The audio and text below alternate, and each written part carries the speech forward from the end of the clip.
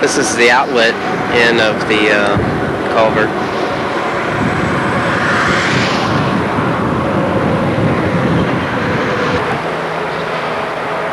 This is the inlet side of the culvert.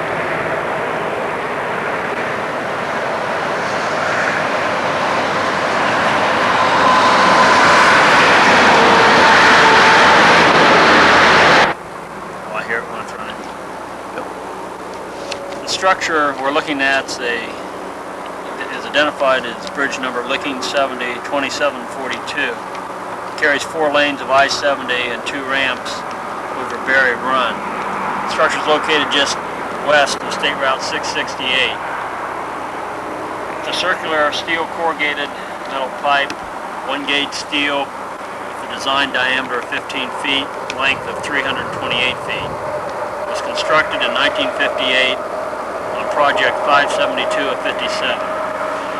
There's approximately 29.5 foot of fill over the pipe. An inspection was made in August 10th of 1988 due to excessive deflections and cracking at bolt holes in some sections of the pipe.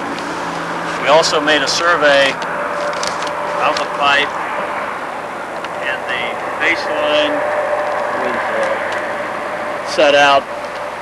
The red pole, well, resistant collar, I guess it is. The red pole is one end of our baseline. A crew from District 5, Harold Hitchens Jr., John Gilchrist, Todd Darfus, Ed Schwartz-Meltzer, and Butch Hadley's and a crew from Central Office Aerial Engineering, along with Harley and Warren Watts of Watts Instruments, did a survey using a Topcon DTS-2 total station theodolite, which is hooked up to a Panasonic laptop computer, along with using a peanut prism and extendable range pole. We were able to monument location.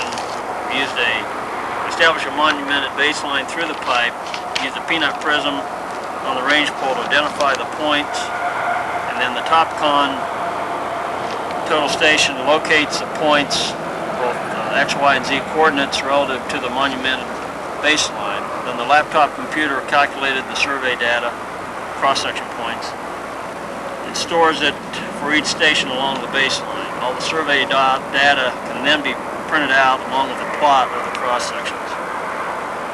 In the future, we'll be using our own District 5's Wild total station instrument, along with software that will be adapted from the Topcons by Warren Watts.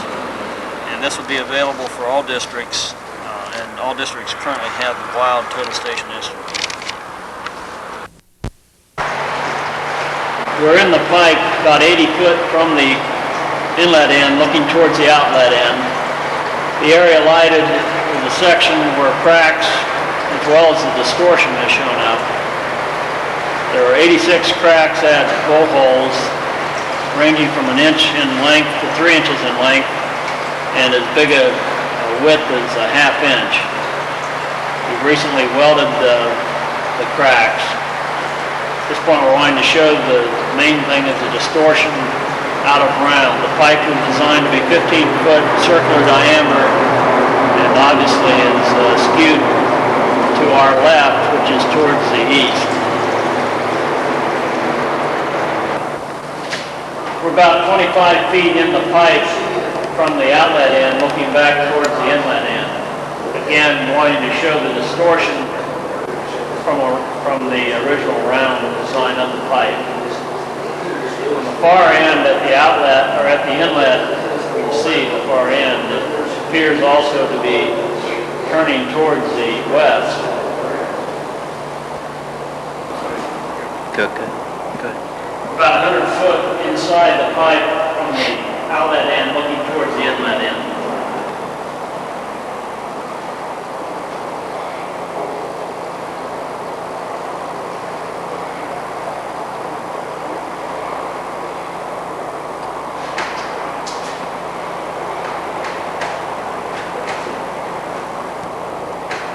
Gosh, I'm not ready. I'm not ready. Out of film? What happened, batter? Yeah, I had it. Pulling. This is Brian Babcock, our district welder. Brian's been welding in here for several days, and I'll let him describe what they've been doing and where they've been doing it. This is a typical area of cracks. Brian, go ahead. Put 6 of these 8-foot panels. Every one of them is the same bolt pattern. We'll do one, it'll skip one, and we'll be back to it. And every set of cracks is in the same bolt pattern. You want to show Yeah, those? yeah, pan down the whole length of where cracks are. And you might, as you come back through, just show which sections have the cracks in them and which ones don't. Start on this one. Then skip this one. And back to this one. You just every other one here. Here's one. And this one. This one. And then this one.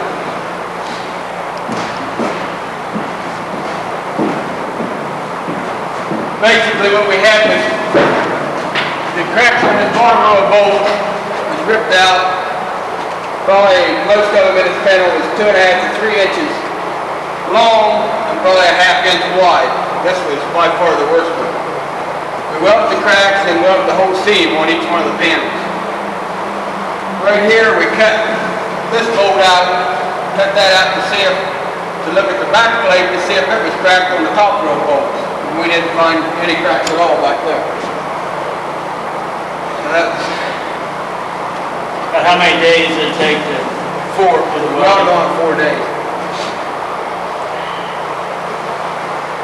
Any other comments about the work done? All right, we built, and you tell them. Little wood scaffolding, we put our welder and our precipitator, which, Yeah, mention about that. We want to share this information with the districts. precipitator, worked real well here, took out all the galvanized fumes. And we basically used just to run along, keep them out of water, because, it takes, electricity. The portable precipitator on wheels. Our plan now is to inspect this once a week to see if any more cracks develop around the welds and then other parts of the structure with the welding making this more stiff. It may cause cracks to show up in other parts of the structure where the stress is moving. At the same time, our design people are currently preparing plans to put a tunnel liner inside this pipe, and then there will be grout will be pumped between the tunnel liner and the existing pipe to make a permanent repair.